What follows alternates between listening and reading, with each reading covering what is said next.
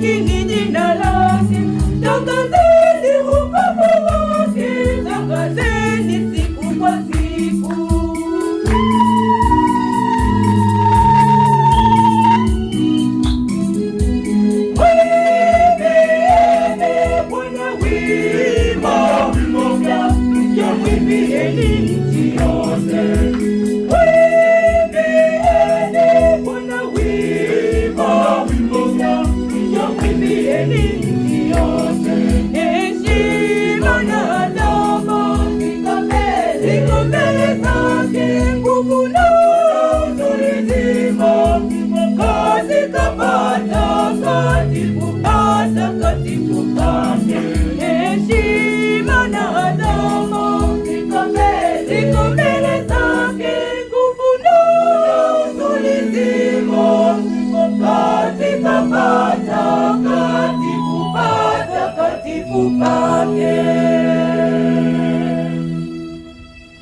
Kwa jina la Baba na la Mwana na la Roho Mtakatifu. Amina. Bwana awe nanyi.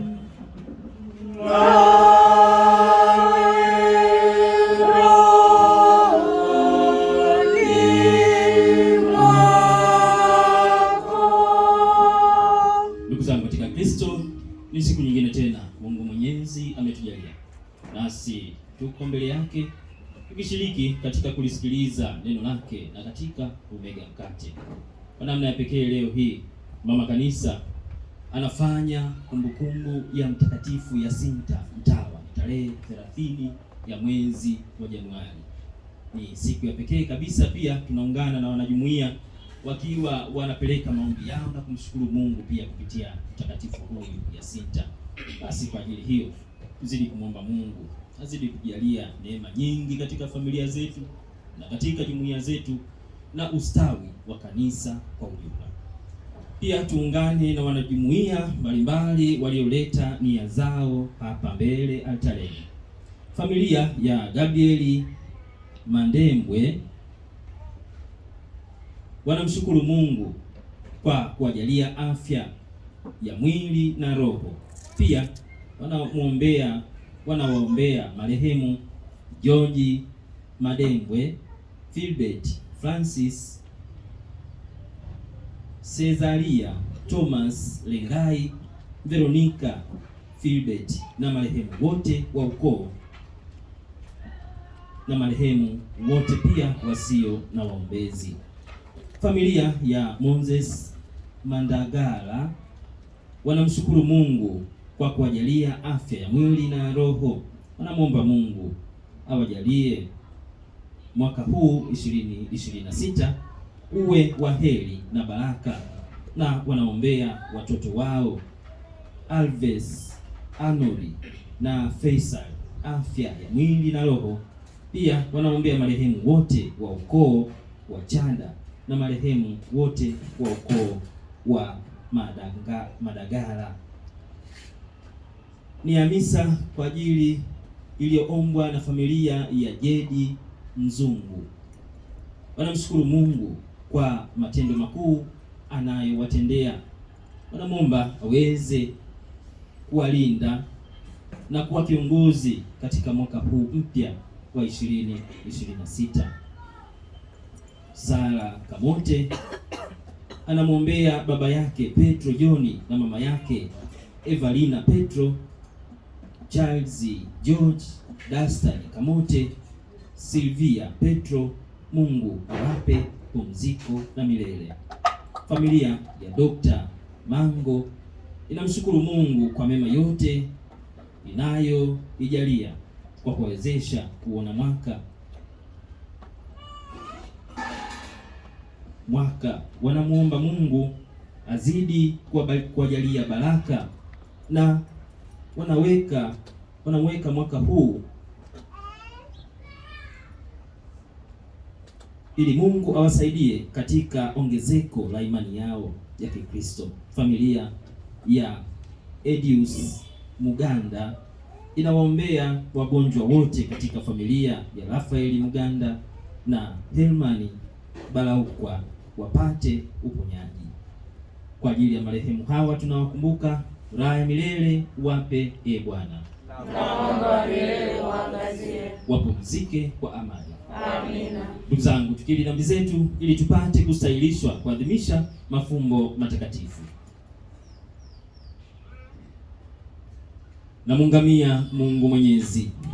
Nami ndugu zangu, kwani nimekosa mno kwa mawazo, kwa maneno, kwa vitendo na kwa kutotimiza wajibu.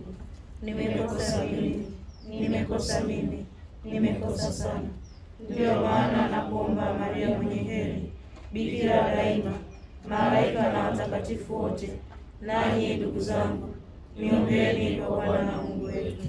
Mungu Mwenyezi atuhurumie, atusamehe dhambi zetu na atufikishe kwenye uzima wa milele. Amina.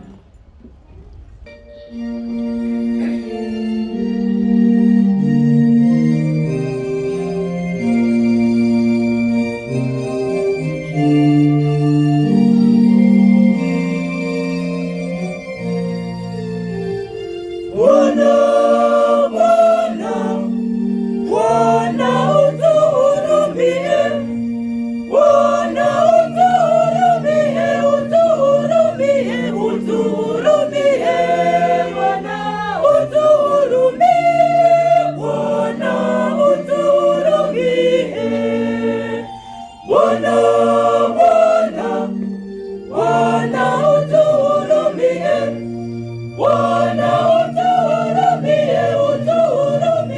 utuhurumie.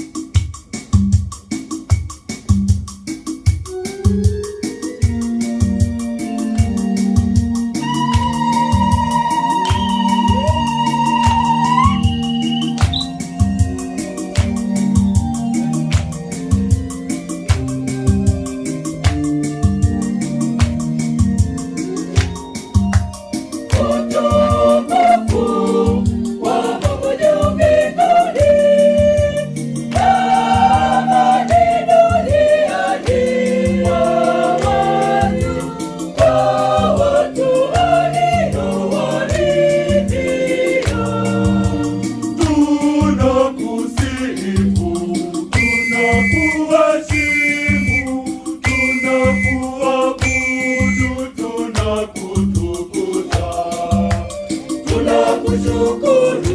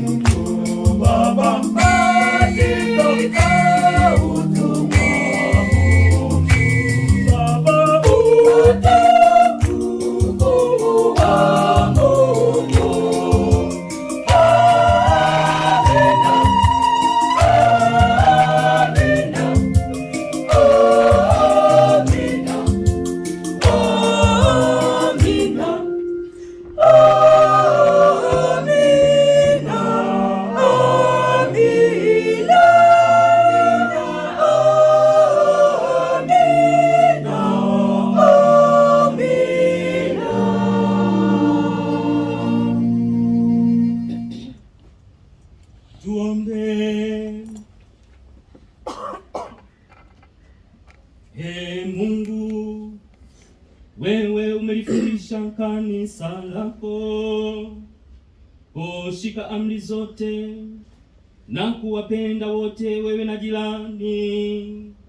Utujalie ili kwa mifano ya Mtakatifu Yasinta Mtawa tutende matendo ya mapendo, na hivi tustahili kuhesabiwa kati ya waliobarikiwa katika ufalme wako, kwa njia ya Bwana wetu Yesu Kristo mwanao, anayeishi na kutawala nawe katika umoja wa Roho Mtakatifu, Mungu milele na milele.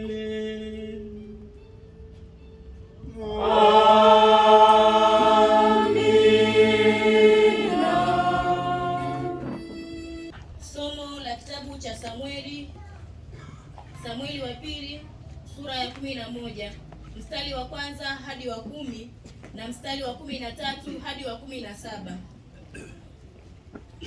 Ikawa mwanzo mwa mwaka mpya, wakati watokapo wafalme kwenda vitani, Daudi akampeleka Yoabu na watumishi wake pamoja naye, na Israeli wote wakawaangamiza wana wa Amoni, wakawahusuru Raba. Lakini Daudi mwenyewe akakaa Yerusalemu.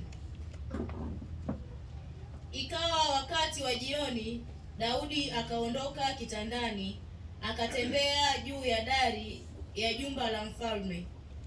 Na alipokuwa juu ya dari, aliona mwanamke anaoga. Naye huyo mwanamke alikuwa mzuri sana. wa kumpendeza machoni. Naye Daudi akauliza habari za yule mwanamke. Mtu mmoja akasema, "Je, huyu siye Bathsheba binti Eliamu mkewe Uria Mhiti?" Basi Daudi akapeleka wajumbe, akamtwaa, naye akaingia kwake, naye akalala naye, maana yule mwanamke amekwisha kutakasika unajisi wake. Kisha akarudi nyumbani kwake. Yule mwanamke akachukua mimba, basi akapeleka na kumwambia Daudi, akasema, "Ni mjamzito." Ndipo Daudi akapeleka kwa Yoabu akisema, "Unipelekee Uria Mhiti." Naye Yoabu akampeleka Uria kwa Daudi. Uria alipomwendea Daudi, Daudi alimuuliza habari za Yoabu na habari za watu na habari za vita. Daudi akamwambia Uria, "Haya, shuka nyumbani kwako ukanawe miguu yako." Basi Uria akatoka katika nyumba ya mfalme, na tunu ya vyakula ikamfuata iliyotoka kwa mfalme. Lakini Uria akalala mlangoni pa nyumba ya mfalme pamoja na watumishi wote wa bwana wake, wala hakushuka nyumbani kwake. Watu walipomwambia Daudi ya kwamba Uria hakushuka nyumbani kwake, naye Daudi akamwalika, akala akanywa mbele yake, naye akamlevya, na hata wakati wa jioni akatoka kwenda kulala kitandani mwake pamoja na watumishi wa bwana wake, lakini hakushuka nyumbani kwake hata ikawa asubuhi. Daudi akamwandikia Yoabu waraka, akaupeleka kwa mkono wa Uria. Akaandika katika waraka huo kusema, "Mwekeni Uria mbele ya watu penye vita vikali, kisha ondokeni mumuache ili apigwe akafe." Ikawa Yoabu alipokuwa akiusuru mji, akamweka Uria mahali alipojua ya kuwa pana mashujaa. Watu wa mji wakatoka wakapigana na Yoabu, na baadhi ya watumishi wa Daudi wakaanguka. Uria Mhiti naye akafa. Neno la Bwana.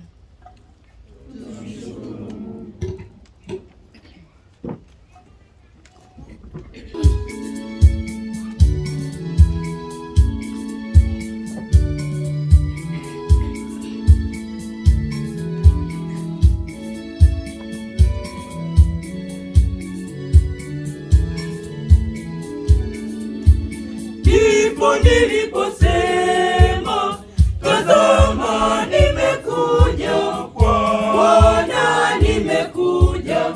Tazama nimekuja kuyafanya mapenzi yako." Ndipo niliposema, "Tazama nimekuja, Bwana nimekuja. Tazama nimekuja kuyafanya mapenzi yako."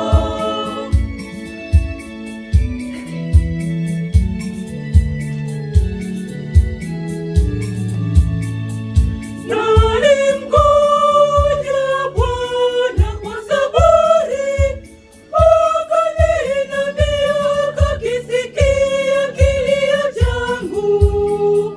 Akatia wimbo mpya kinywani mwangu, ndiyo sifa zake Mungu.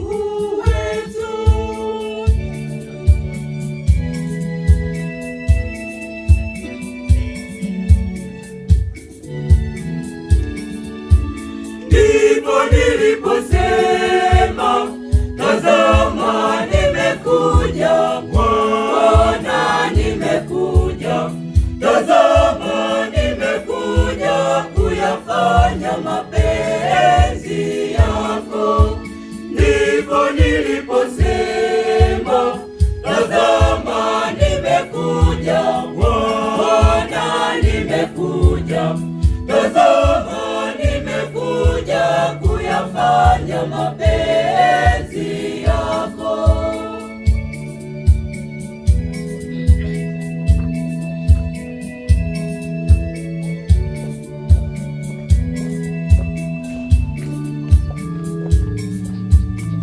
Dhabihu ya matoleo hukupendeza nazo, masikio yangu umeyazibua.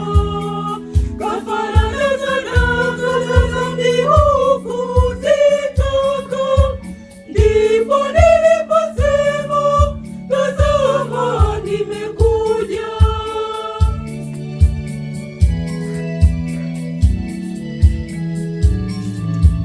Ndipo niliposema tazama nimekuja, Bwana nimekuja, tazama nimekuja kuyafanya mapenzi yako. Ndipo niliposema tazama nimekuja, Bwana nimekuja, tazama nimekuja kuyafanya mapenzi yako.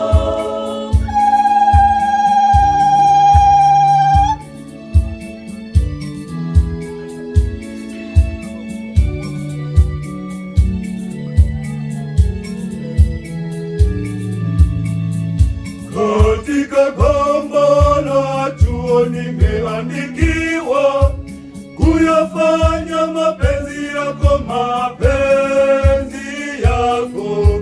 Ee Mungu wangu ndiyo furaha yangu, na sheria yako imo moyoni mwangu.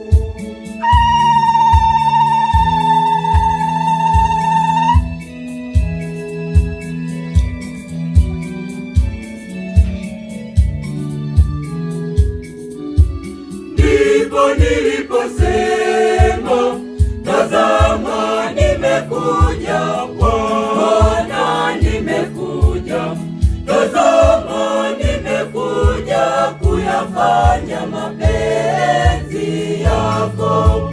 Ndipo niliposema tazama nimekuja, Bwana nimekuja, tazama nimekuja kuyafanya mapenzi yako.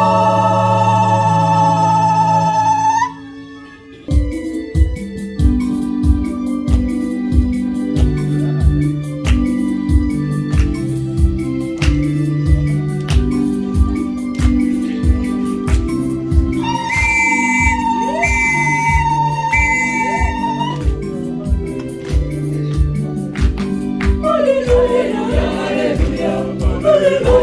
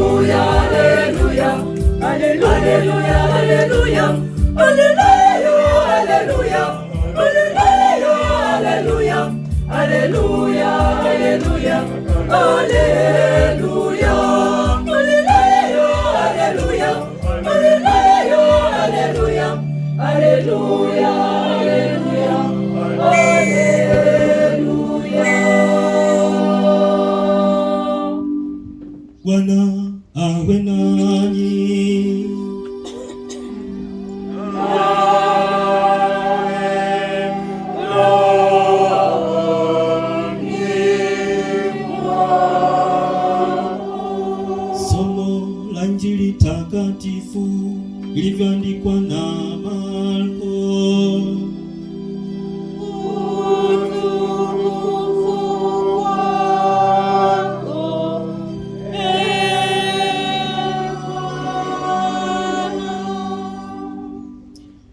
Yesu aliwaambia wanafunzi wake, ufalme wa Mungu mfano wake ni kama mtu aliyemwaga mbegu juu ya nchi, akawa akilala na kuondoka usiku na mchana, nayo mbegu ikamea na kukua, asivyojua yeye. Maana nchi huzaa yenyewe, kwanza jani, tena suke, kisha ngano pevu katika suke. Hata matunda yakiiva, mara hupeleka mundu, kwa kuwa mavuno yamefika. Akasema, tulinganishe na nini ufalme wa Mungu? Au tuutie katika mfano gani? Ni kama punje ya haradali ambayo ipandwapo katika nchi, ingawa ni ndogo kuliko mbegu zote zilizo katika nchi, lakini ikiisha kupandwa hukua ikawa kubwa kuliko miti yote ya mboga, ikafanya matawi makubwa, hata ndege wa angani waweza kukaa chini ya uvuli wake. Kwa mifano mingi ya namna hii alikuwa akisema nao neno lake, kwa kadiri walivyoweza kusikiliza. Wala pasipo mfano hakusema nao, lakini akawaeleza wanafunzi wake mwenyewe mambo yote kwa faragha. Neno la Bwana.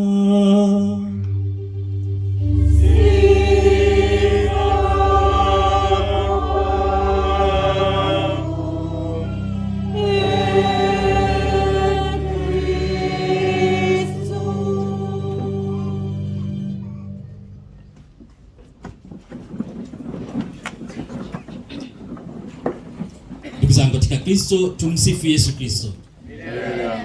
Kristo tumaini letu. Kwa namna ya pekee leo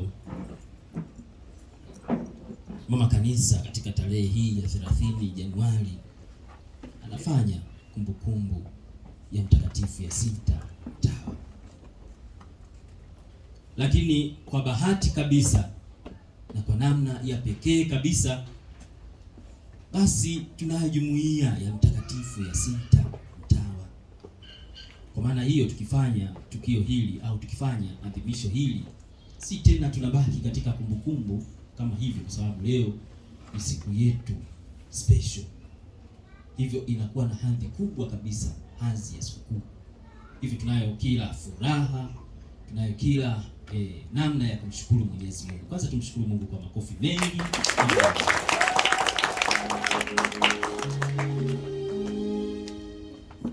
Ni jambo jema sana katika nyakati hizi, na hasa tumeanza mwaka tukifanya somo pia wa jumuiya. Mtakatifu wa jumuiya ndiye msimamizi wetu, ndiye somo wetu wa jumuiya. Na tukisema jumuiya, maana yake ndani yake ipo chembe ndogo kabisa, yaani familia. Katika familia tunapata mtu mmoja mmoja. Kwa hiyo kwa namna hiyo, tukitoka katika familia tukiingia katika jumuiya, basi ni kanisa. Na ili basi mambo yaweze kwenda vizuri, hii chembe ndogo kabisa ambayo ni familia na mtu mmoja mmoja yafaa iende vizuri. Na ni kwa namna hiyo pia tuko mbele ya Mwenyezi Mungu leo hii tukimshukuru na kumuomba kwa maombezi ya Mtakatifu Yasinta Mtawa, ili basi aweze kutujalia mwanzo mzuri na aweze kutujalia mafanikio mema katika roho na mwili, aweze kutujalia baraka na neema zake nyingi. Tumshukuru tena Mungu kwa makofi mengi.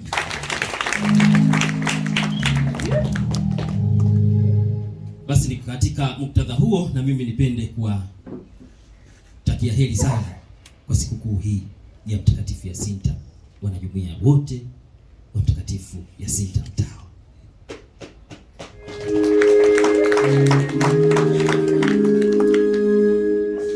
Basi ndugu zangu katika Kristo, karibuni katika muda mfupi kidogo tuweze kupata tafakari ya neno la Mungu. Tumie wasaa huu mchache tusikie Mwenyezi Mungu anatueleza nini kupitia masomo yake leo hii. Lakini kabla hatujafika katika masomo yetu, kwanza tukimfahamu huyu mtakatifu Yasinta ni nini hasa. Yapo mengi yanafahamika kuhusu mtakatifu huyu, lakini kikubwa ni kwamba alikuwa ni binti wa makamo aliyezaliwa katika miaka ile ya 1545 hivi, yaani ni katika maisha yake alikuwa katika karne ile ya 16 na 17 hapo. Ina maana sasa katika miaka ya 1700 kama 40 hivi ndio aliweza kuondoka hapa ulimwenguni. Hakukaa muda mrefu sana, lakini ni binti wa makamo. Tunaambiwa kwamba binti huyu alizaliwa katika nchi ya Italia, na katika kuzaliwa kwake basi yeye maisha yake siku zote yalikuwa ni maisha ya anasa. Alikuwa anapenda sana anasa na alikuwa akijipenda. Nikisema hivyo alikuwa akijipenda, wakina mama na wakina dada wanaweza wakaelewa maana ya kujipenda ni nini. Basi ni binti ambaye alikuwa akijipenda sana. Sasa basi baadaye aliweza kujiunga na utawa wa Mtakatifu Francisco. Lakini bado katika kujiunga, inawezekana labda ilikuwa ni mkumbo au msukumo kutoka kwa wazazi au kwa watu wengine, kwa sababu pia alitoka katika familia ya kitajiri. Basi aliweza kuendeleza kutafuta ule mwendelezo wa starehe katika jumuiya ya kitawa. Aliendelea hivyo hivyo, lakini kwa namna ya kitawa. Na baadaye aliweza kupatwa na ugonjwa ambao ulimtesa sana katika maisha yake, na ndiyo mwanzo wa mabadiliko ya Mtakatifu Yasinta. Maana baada ya kupona ugonjwa ule, moja kwa moja aliamua sasa kubadili maisha yake. Aliamua kwenda mbele za Mwenyezi Mungu kwa toba iliyo kamili. Akamwongokea Mungu moja kwa moja. Na moja ya kitu ambacho mama kanisa anakikumbuka sana, ambacho ni kikubwa sana ambacho amefanya Mtakatifu Yasinta, ni kuanzisha jumuiya ya Mtakatifu Benedikto. Yaani jumuiya hiyo ilikuwa ni ya kitawa na ilikuwa inahusika katika kufanya matendo ya huruma. Hivyo katika kujikusanya vile pamoja na wenzake waliendelea kufanya matendo ya huruma kwa maskini, kwa watoto yatima na hata pia kwa wagonjwa, kwa sababu aliamini kwamba kupitia yale ambayo amepitia, basi ni Mungu ni kweli alimgusa na akaamua kweli kubadili maisha yake.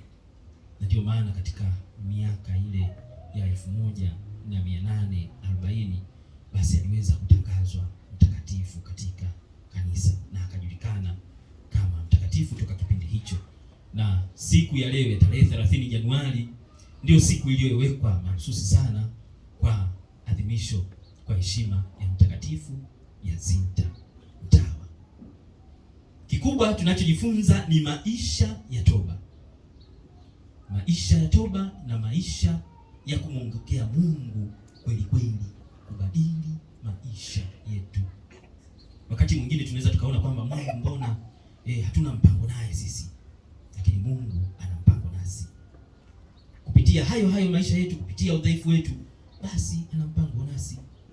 Na si hivyo tu, pia anatukumbusha au anatufundisha kuwa na desturi au kumlisha ndani yetu namna ya kufanya matendo ya huruma, tukitambua kwamba kupitia matendo ya huruma pia zipo dhambi ndogo ndogo pia tunasamehewa.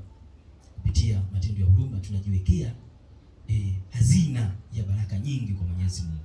Basi kama ilivyo tunavyosema kwamba ni mtakatifu somo wetu wanajumuiya, basi inafaa basi nasi tuweze kuiga mfano huo.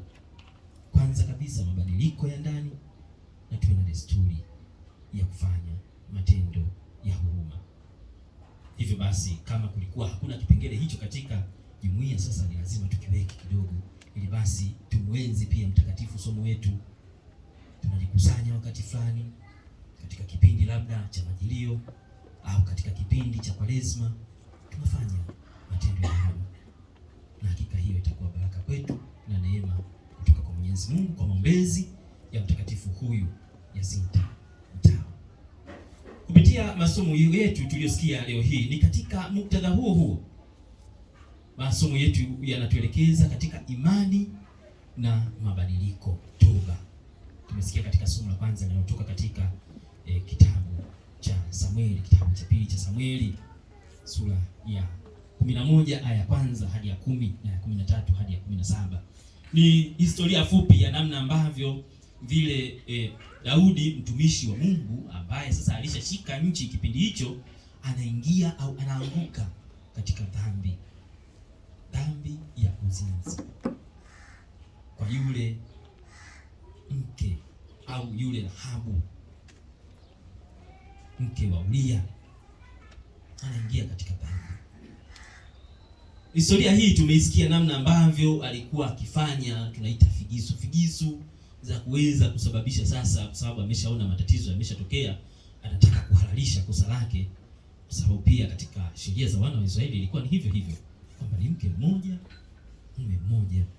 Sasa mke akionekana kwamba ameenda kinyume katika ndoa, basi anapaswa kupigwa mawe hadharani kabisa, kwa sababu ilikuwa ni aibu kwake na ni aibu pia kwa wanajumuiya waliomzunguka.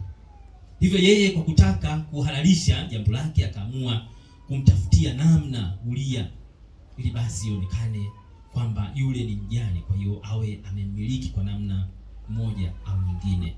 Lakini tunaona kwamba alikuwa akianguka katika dhambi, nia yake ilikuwa akimpeleka katika dhambi, na hiyo ndio historia ambayo tumesikia hapo. Lakini ukisoma mbele kabisa huko katika sura ya 12 na kuendelea, utasikia mtume Daudi, mtakatifu Daudi huyu Daudi huyu mtumishi wa Mungu anaamua kuongoka na kumwelekea Mungu kweli kweli, anapiga magoti na kuomba toba. Na hicho ndicho kikubwa ambacho pia tunajifunza kwa Daudi huyu mtumishi wa Mungu, Daudi mfalme wa Yuda, Daudi mfalme wa Israeli, kwa sababu yeye ndio alikuwa wa kwanza kabisa tena kuunganisha taifa lile la Israeli kaskazini na kusini. Kwa kwanza kabisa akaleta umoja, akaleta amani kwa miaka mingi sana. Kazi kubwa amefanya.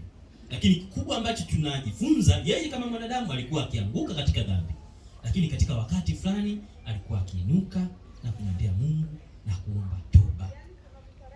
Hicho ni kitu kikubwa ndugu zangu katika Kristo, leo hii pia tunapaswa kujifunza. Lakini yote hayo hatuwezi kuyafanya kama hatuna imani. Ndio tunaambiwa katika somo la Injili, kama Injili Marko alivyoliandika, alisema kwamba Yesu alitoa mfano wa imani katika kuamini ufalme wa Mungu. Mfano wa imani aliyotoa ni ule mfano wa punje ya haradali.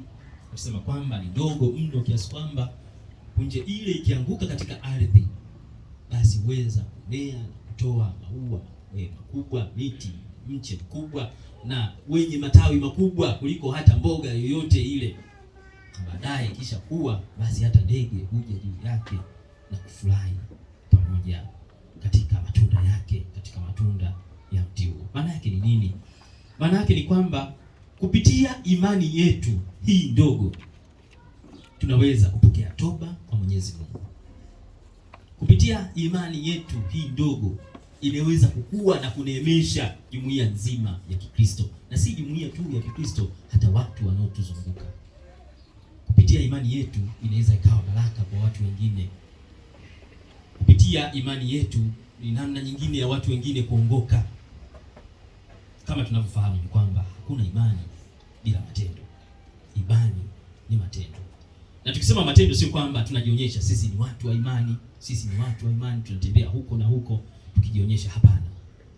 Mtu mwenye imani anajulikana ndani tu kwa matendo yake. Lakini matendo ni yapi? Ni yale matendo kwanza ya upendo kwa Mungu, upendo kwa jirani. Matendo yale yaliyo mema, yanayompendeza Mwenyezi Mungu. Hayo ndio yanayotambulisha kwamba kwamba sisi ni watu wa imani, na kupitia imani hiyo basi yale matawi yakishakuwa, hapo ndipo ndege wanakuja wanakaa juu yake wakifurahi katika matunda yale ya imani ambayo sisi tuko nayo. Ndio hapo tunaweza tukaokoa wengine kupitia matendo yetu. Basi leo hii tunapofanya sikukuu hii kwa heshima ya Mtakatifu Yasinta Mtawa na somo wa jumuiya yetu, tumwendee Mungu tukiomba kwanza baraka zake, tukiomba neema zake, atujalie imani thabiti ya kumtumikia Mungu kweli, atujalie mabadiliko ya ndani katika roho, tumwongokee Mungu, tuache yale ya zamani, twende na haya mapya ambayo ndiyo yanampendeza Kristo, yanampendeza Mwenyezi Mungu. Tuwe chachu katika mabadiliko ya wengine, watu wengine wamuone Mungu kupitia sisi, waone neema za Mwenyezi Mungu kupitia sisi. Na mwisho tuwe basi watu wa matendo ya huruma, tukitambua kwamba kupitia matendo ya huruma ndipo tunapopokea baraka za Mwenyezi Mungu nyingi zaidi, tunapopokea neema za Mwenyezi Mungu nyingi zaidi, tukijua kwamba Mungu Mwenyezi ameshazimwaga baraka zake hapa ulimwenguni, na si kwamba ni rahisi hivi kwenda tu kuzichukua na kuondoka. Hapana, baraka hizo pia zinatafutwa. Tuwe watu wa matendo ya huruma, tuishi kwa upendo, tukimtumikia Mwenyezi Mungu na watu. Maisha yetu yawe chachu na mwanga kwa wokovu wa wengine. Tumsifu Yesu Kristo. Ndugu zangu, tusimame tumpelekee Mungu maombi yetu. Ndugu zangu, tumwombe Mungu Baba Mwenyezi asikilize kwa wema sala zetu kwa ujumbe wa Yesu Kristo Bwana wetu. Maaskofu wa kanisa wawahudumie waumini wakiwachunga vyema. Bwana twakuomba. Twakuomba utusikie. Maparoko na wasaidizi wao wawe mifano mizuri kwa wanaparokia wao. Bwana twakuomba. Twakuomba utusikie. Viongozi wa serikali wawe watumishi wema kwa raia. Bwana twakuomba. Twakuomba utusikie. Walimu wa shule wawalee wanafunzi kwa mafundisho maadilifu. Bwana twakuomba. Twakuomba utusikie. Askari na polisi wawe watumishi hodari wakilinda nchi na raia wote. Bwana twakuomba. Twakuomba utusikie. Madaktari na wauguzi wawatumikie wagonjwa wakiwauguza kwa mapendo. Bwana twakuomba. Twakuomba utusikie. Wazazi wawalee watoto wao vizuri, na watoto na vijana wawe watii na kujifunza kwa bidii. Bwana twakuomba. Twakuomba utusikie. Sasa kimoyomoyo, kila mtu aongeze maombi yake binafsi.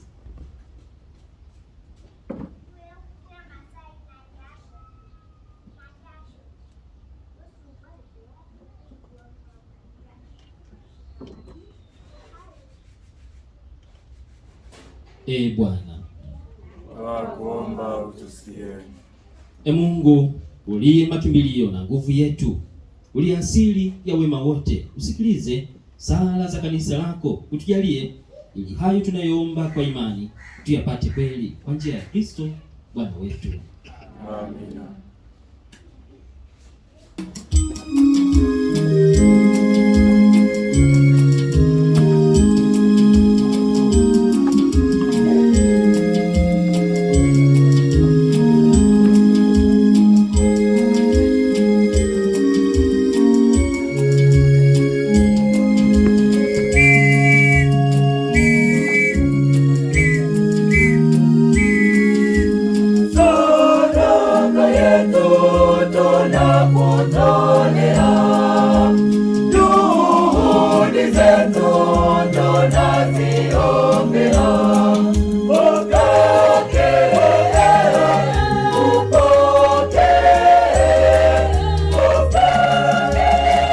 Sana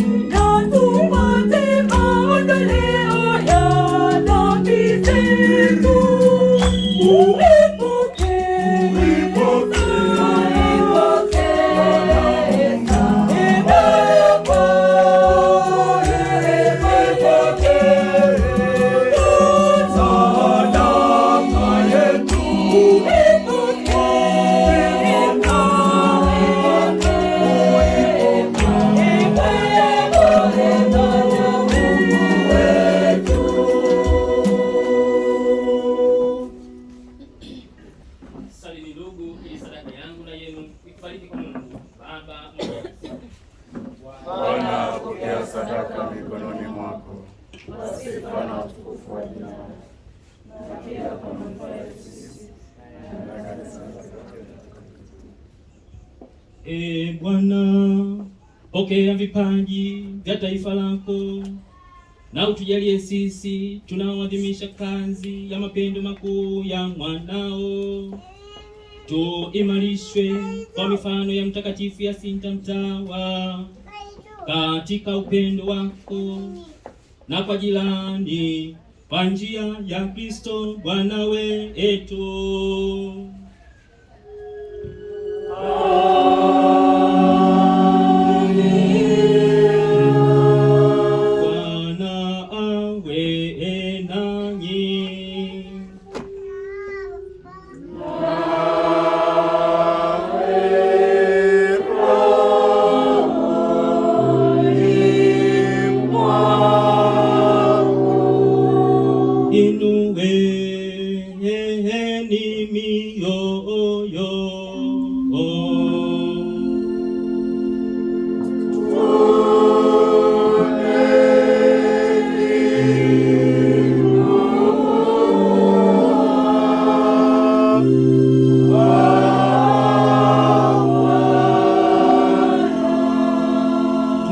Tumshukuru Bwana Mungu wetu.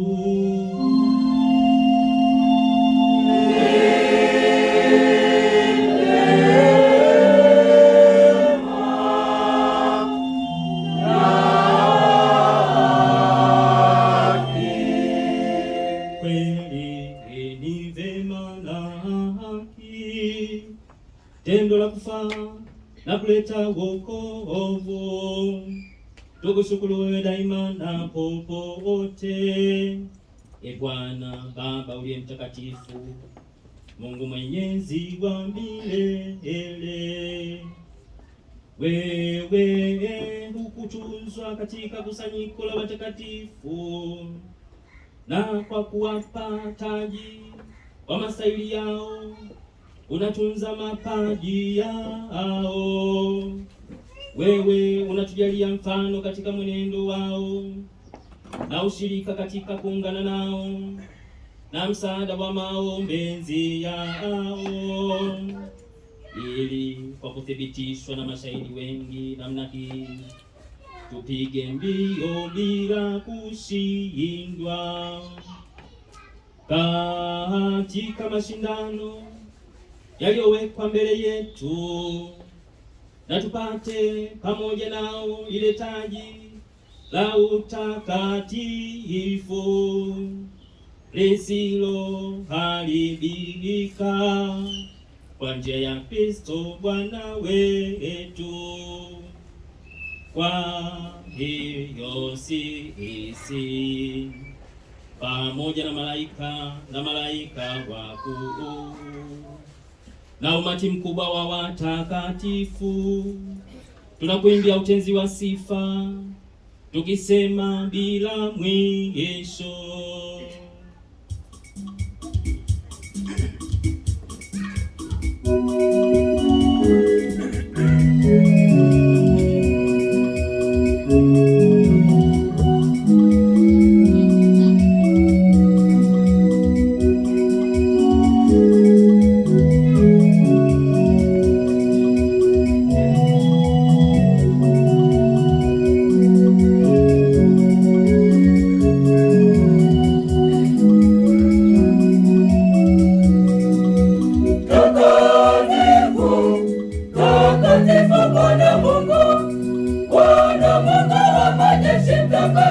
Bwana Mungu wa majeshi, takatifu Bwana Mungu wa majeshi, takatifu, takatifu Bwana Mungu, Bwana Mungu wa majeshi, takatifu Bwana Mungu wa majeshi, takatifu Bwana Mungu wa majeshi. Mbingu na dunia zimejaa utukufu wako, zimejaa utukufu wako. Hosana juu, hosana juu, hosana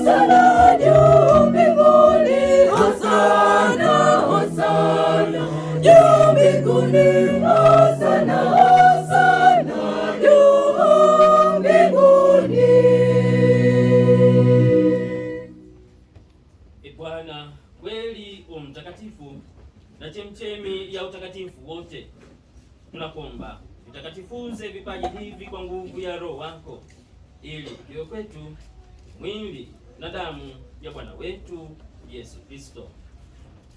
Yeye alipotolewa na kuingia kwa hiari katika mateso yake, alitwaa mkate, akashukuru, akaumega na akawapa wafuasi wake akisema, twaeni mle nyote, huu ndio mwili wangu utakaotolewa kwa ajili yenu.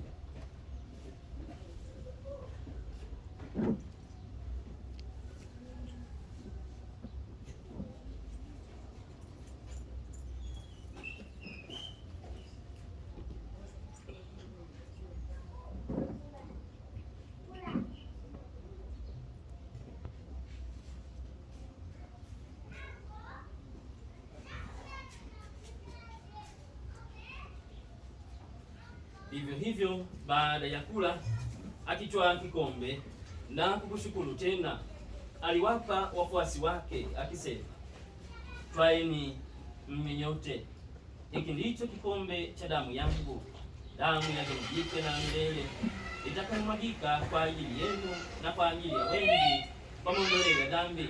Fanyeni hivi kwa ukumbusho wangu.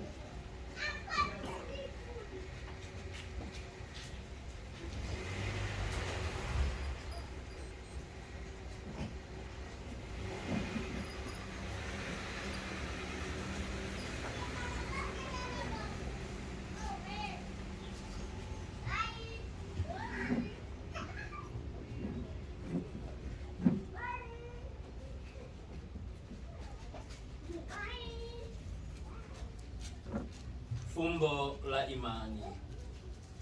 Ee Bwana, tunatangaza kifo chako na kutukuza ufufuo wako mpaka utakapokuja. Kwa hiyo, Bwana, tunapoadhimisha ukumbusho wa kifo na ufufuo wake mwanao, tunakutolea mkate wa uzima na kikombe cha wokovu.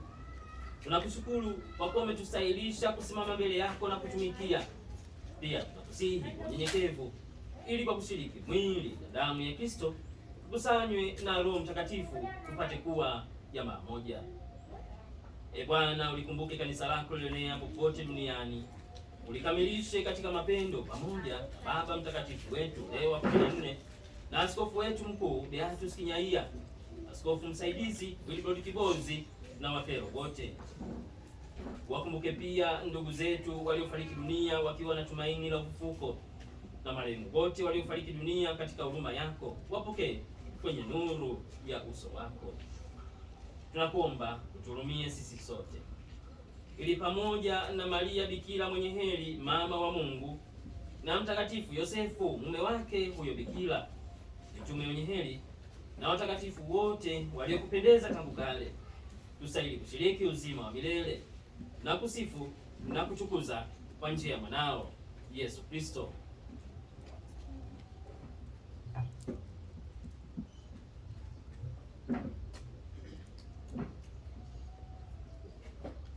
Kwa njia yake na pamoja naye na ndani yake, wewe Mungu Baba Mwenyezi, katika umoja wa Roho Mtakatifu, unapata heshima yote na utukufu milele na milele. Amen. Kwa kulitii agizo la Mwokozi wetu na tukifuata mafundisho yake ya kimungu, tunathubutu kusema: Baba yetu uliye mbinguni, jina lako litukuzwe, ufalme wako ufike, utakalo lifanyike duniani kama mbinguni. Utupe leo mkate wetu wa kila siku, utusamehe makosa yetu kama tunavyowasamehe na sisi waliotukosea, usitie katika kishawishi, lakini utuokoe maovuni. Ee Bwana, tunakuomba utuokoe katika maovu yote, utujalie kwa wema amani maishani mwetu, kusudi kwa msaada wa huruma yako tuokolewe daima na dhambi, wala tusifadhaishwe na jambo lolote, tunapotazamia tumaini lenye heri na ujio wa Mwokozi wetu Yesu Kristo.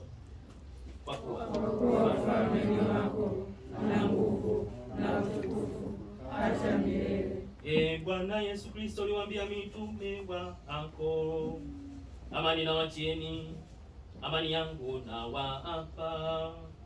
Usizitazame dhambi zetu, ila tu imani ya kanisa lako. Upende kujalia amani na umoja kama yalivyo mapenzi yako. Una ayeishi na kutawala milele na milele.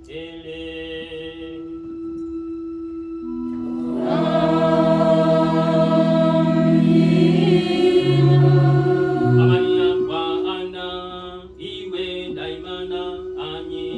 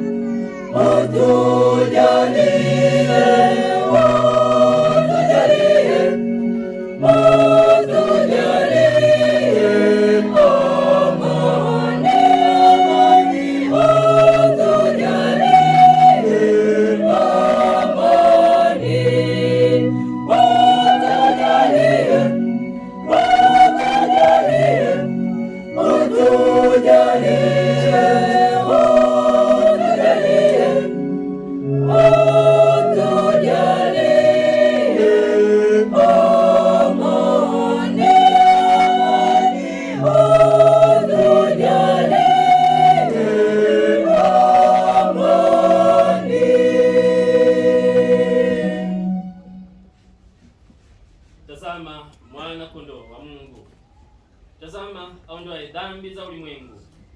ya walioalikwa kwenye karamu ya mwana kondoo.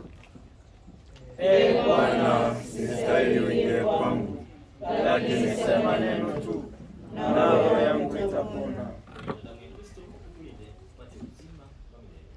Amina.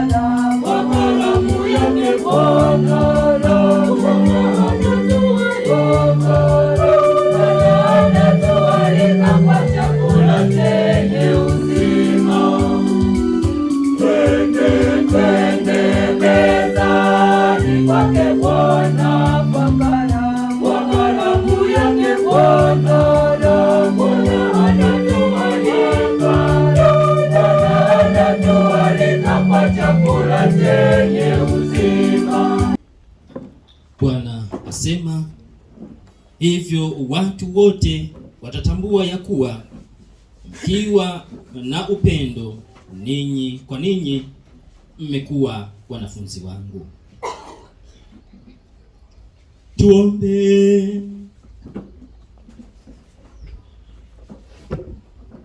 Bwana, tunakuomba sisi tuliotiwa nguvu kwa fumbo takatifu la hili, tufuate mfano wa mtakatifu wako Yasinta mtawa, ambaye alikutumikia kwa uchaji bila kuchoka, akalifaidi na kulifidia taifa lako kwa mapendo makubwa, kwa njia ya Kristo Bwana wetu.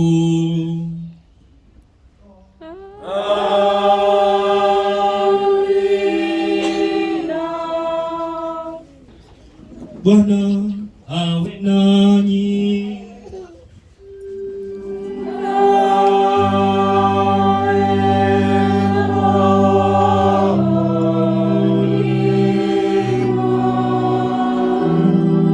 Awabariki Mungu Mwenyezi, Baba na Mwana na Roho Mtakatifu.